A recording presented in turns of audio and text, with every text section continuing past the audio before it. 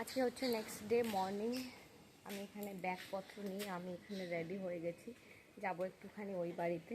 দুদিন ধরে ওই বাড়িতে যাচ্ছি না, আমার টুকটাক কিছু কাজও রয়েছে, প্লাস ঘরদোরও হয়তো নোংরা হয়ে গেছে, একটু ডাস্টিং করব, একটু মপিং করব, তারপরে যাব।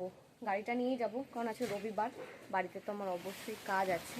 তো তাড়াতাড়ি করে ঘরদোর পরিষ্কার করে আবার আমি স্নান টান করে ফ্রেশ হয়ে একদম চলে আসবো। চলো যাই। এই হচ্ছে আমার গাড়ি, কালকে ক্লিন করে রেখেছিলাম, দুই ভাই পাশাপাশি দাঁড়িয়ে রয়েছে, দুটোকে সুন্দর করে ক্লিন করেছি। এই গাড়িরও আমার ঢাকনা ছিল, কিন্তু এটা এখন কোথায় আছে আমি জানি না।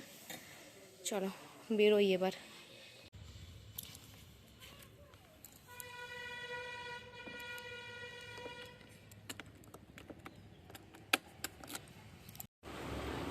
এই হচ্ছে আমার রুমের বর্তমান অবস্থা। এখানে যে বেডশিটটা পাতা ছিল এটা আগের দিন আমি তুলে নিয়ে গেছি, আর আগের যে বেডশিটগুলো সবই ওই বাড়িতে রয়েছে, ওয়াশিং মেশিনে কাচার জন্য দিয়েছিলাম, তো এখনও কাচা হয়নি। আজকে আমি যে আনবো বেডশিট একদম মনে নেই, ওখানে আমার একটা শাড়ি রয়েছে, আর এই হচ্ছে আমার একটা জামা যেটা শুকাতে দেওয়া ছিল, এটা রেখে গেছে এইখানে। ভাবলাম ডাস্টিং মপিং করব, সেটা অলরেডি করা হয়ে গেছে। এখন কোনো কাজ নেই, এই যে আমার মিরর, আমার ঘরের সবচেয়ে পছন্দের জায়গা এটা, আমার মিরর, খুব সুন্দর একটা মিরর, আমার খুব ভালো লাগে আমার মিররটা। প্রচণ্ড গরম বাইরে, মানে গাড়ি করে আসলাম, তার থেকে এত রোদ। এখন একটু সুন্দর করে ফ্রেশ হব, ফ্রেশ হয়ে তাড়াতাড়ি করে ওই বাড়িতে যাব। আজকে রবিবার, ওই বাড়িতে আমার আছে অনেক কাজ, আর গিয়ে ব্রেকফাস্টও করতে হবে। একবার ওই বাড়িতে গিয়ে ব্রেকফাস্ট করবো, কারণ ব্রেকফাস্ট আমি যেগুলো খাই না সেগুলো ওই বাড়িতেই রাখা আছে। তো চলো তাড়াতাড়ি করে স্নান টান করে রেডি হয়ে যাই ওই বাড়িতে। এই হচ্ছে আমার আজকের সানডে স্পেশাল আউটফিট, একটা শর্ট আর ডেনিম শর্ট, শেডটা ডেনিম, আর তার সাথে একটা ডিপ নেভি ব্লু শেডের জিন্স। চলো ঝটপট রেডি হয়ে নিই এবার, ঘড়িতে অলরেডি 10:30। স্নান টান করে আমি এখানে একদম ফ্রেশ হয়ে গেছি, আর একদম রেডিও হয়ে গেছি, আর একদম বেশি লেট করবো না, ঘড়িতে অলরেডি 11:30 বাজতে গেছে, আমার এখনও ব্রেকফাস্ট হয়নি। এখানে এসে রুটিনগুলো একটু উলটপালট হয়ে যাচ্ছে। যাই হোক চলো বেরোই। সিঁড়ি দিয়ে ওপরে ওঠা মাত্রই দেখলাম আমাদের ঠাকুরঘরের সামনে বেশ ভিড়। এসে দেখছি মা এখানে করছে এক অসম্ভব সুন্দর কাজ, আর সবাই ভিড় করে সেটা দেখছে। কাল মা আর বাপি গেছিল নবদ্বীপ, এই পেতলের রাধা গোবিন্দের মূর্তিটা কিনে নিয়ে এসেছে একজনকে গিফট দেওয়ার জন্য। উড়িষ্যায় আমার বাপির একজন পার্টি আছে, তার নতুন বাড়ি উদ্বোধন হবে, সেই উপলক্ষে সকলকে নেমন্তন্ন করেছে, আর যার জন্য বাপি ওনাকে গিফট দেওয়ার জন্য এই রাধা গোবিন্দর মূর্তিটাকে কিনে নিয়ে এসেছে কালকে। আগামীকাল বাপি যাবে সেই অনুষ্ঠানে যোগদান করার জন্য, তাই আজকে সকালবেলা স্নান টান করে সবাই মিলে এই রাধা গোবিন্দর মূর্তিটাকে সুন্দরভাবে পোশাক আশাক গয়না গাটি পরিয়ে সাজানো হচ্ছে।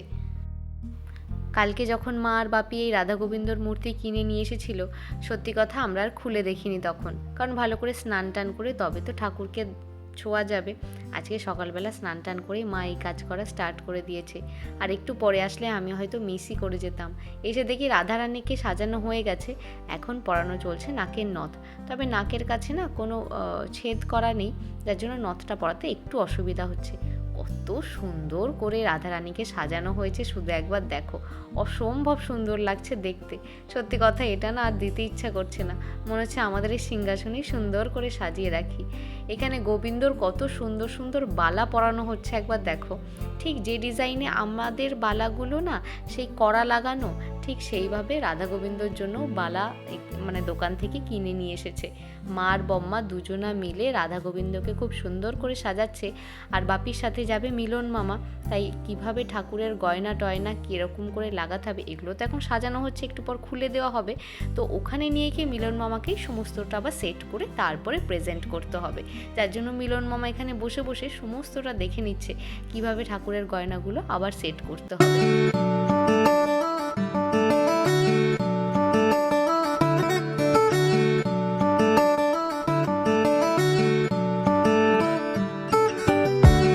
জাস্ট বাড়ি এসেই দেখলাম, দেখতে পাচ্ছি জাস্ট বাড়ি এসেই দেখলাম এখানে খুব সুন্দর একটা কাজ হচ্ছে। এর আগের দিন মা আর বাপি গিয়ে ওই মূর্তির দুটো কিনে এনেছিল, রাধা গোবিন্দ। আজকে মা সকালবেলা ঘুম থেকে উঠে স্নান টান করে সেটাকে সাজগোজ করাচ্ছে। তো যাই হোক, আমি জানতাম না এটা আজকে হবে, আর একটু পরে আসলে হয়তো মিসই করে যেতাম। ব্রেকফাস্ট বানিয়ে নিয়ে অলরেডি চলে এসেছি। দেখো, দুদিন পর নাকি ওর মাধ্যমিক পরীক্ষা, ফোন দেখছি। ব্রেকফাস্ট বানিয়ে নিয়ে আমি অলরেডি চলে এসেছি। দাঁড়াও দেখাচ্ছি আমার ব্রেকফাস্ট দিচ্ছি।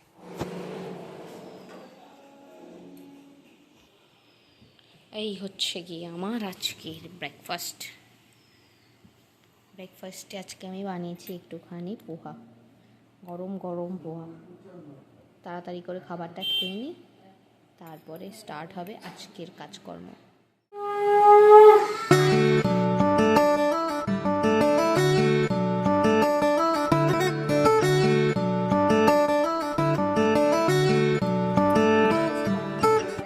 সমস্ত কাজ হয়ে গেছে, আমার হাতে পেন, আমার জলের বোতল।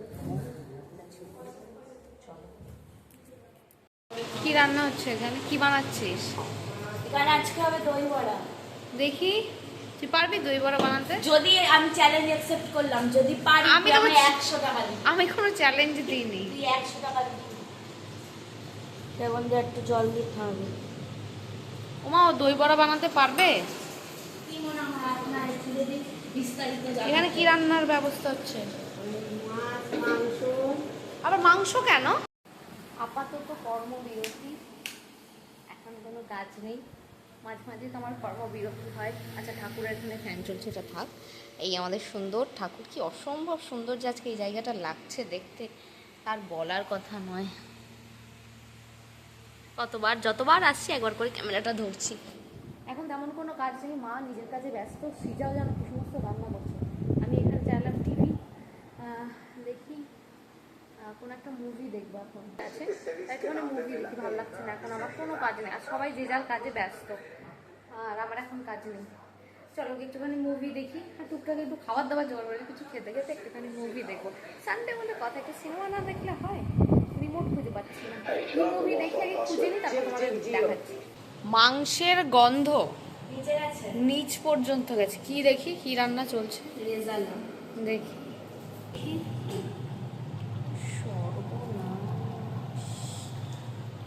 খাওয়া যাবে? দেখি একটু কষা টষা তোর। জল দিয়েছি, একটু দাঁড়া, জলটা একটু শোকা। আর এদিকে কি হচ্ছে? তোমার মাংস তুই আমার মাংস না মুরগির মাংস? মাছের ঝোল, সালাদ দেখেছিস? হ্যাঁ, মাছের ঝোল, লিভার বেড়ে আমার 10 গুণ হয়ে যাবে। চাল কুমড়ো হুম, আর কলমির শাক ভাজা। বাহ, বহুত খাওয়া দাওয়া তো। ভয়ানক গন্ধ বেরোচ্ছে। কি দিয়েছিস রে? বলা যাবে না। চিকেন টেস্ট করার জন্য, এটা যদিও এখনো হয়নি। আয়, তুই খাবি?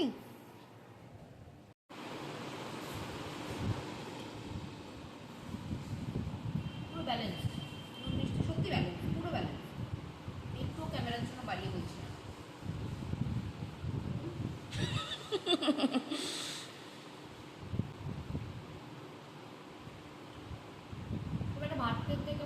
রুটি নান দিয়ে খেতে বেশি ভালো লাগে।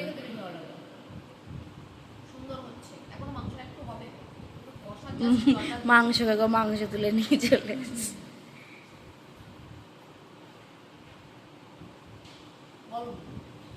রুমের আজকে হচ্ছে সাফ সাফাই, আর জিনিসপত্র এদিক থেকে ওদিক।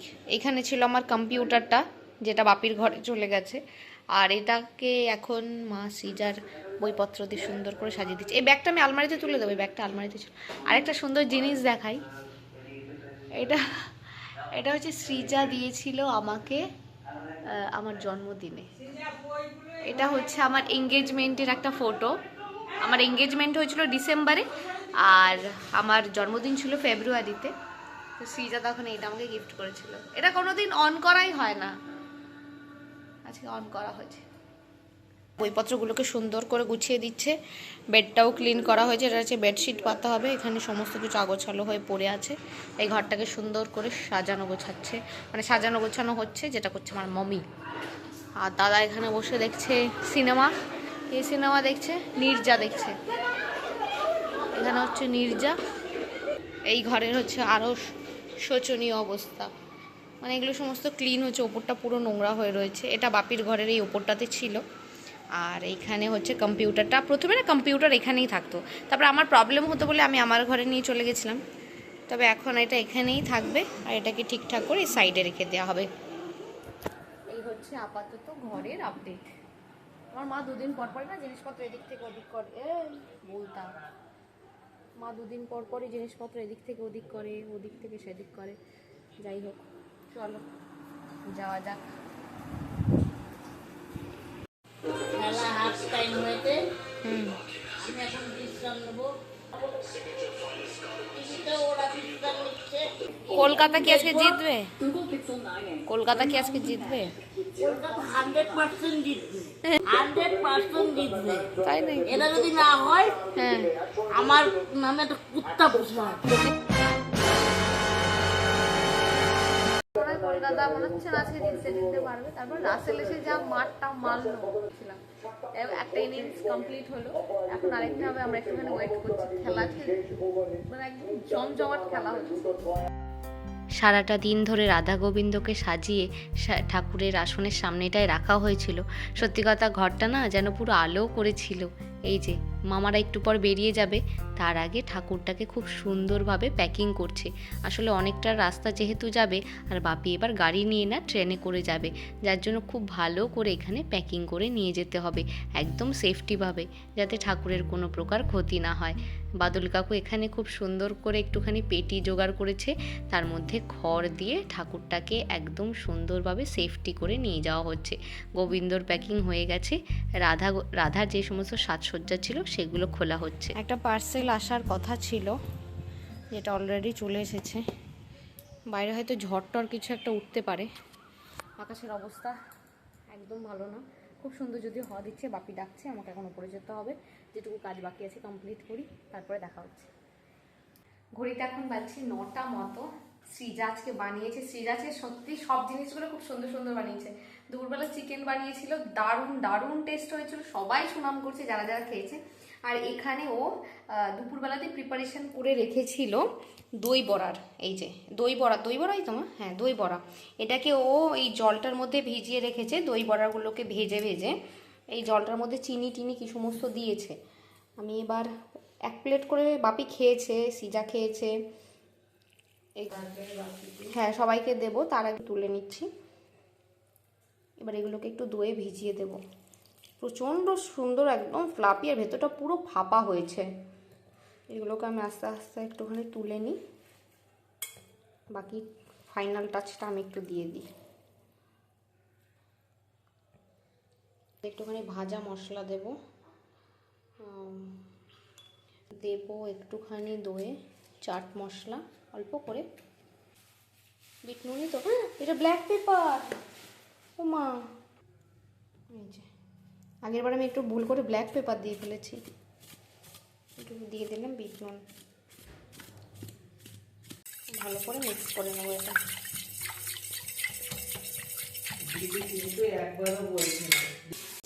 এবার দই বড়াগুলো, মানে বড়াগুলো ছেড়ে দেবো একে একে।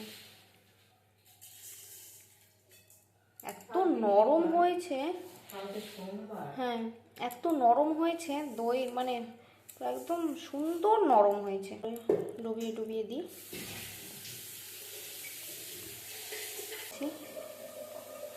ওপর থেকে একটু দই দিয়ে দেবো। আরেকটা জিনিস যা মিস করেছে, যেটা হচ্ছে তেঁতুলের চাটনি, ফ্রিজে আছে, নিয়ে আসি। তেঁতুলের চাটনি একটা ফ্রিজে থাকার কথা, আমাদের একটুখানি তেঁতুলের চাটনি দিতে হবে।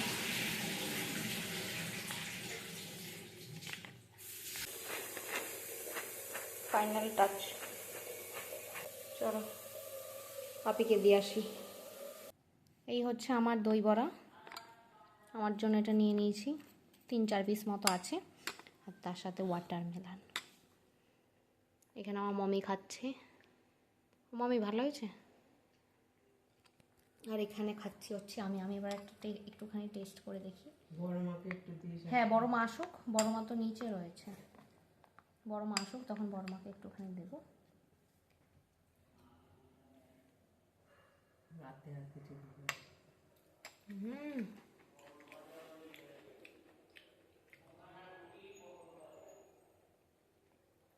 খুবই সুন্দর হয়েছে।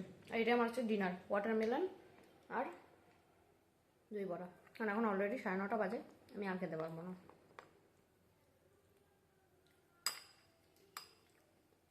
দোকানের চেয়েও ভালো খেতে হয়েছে গো।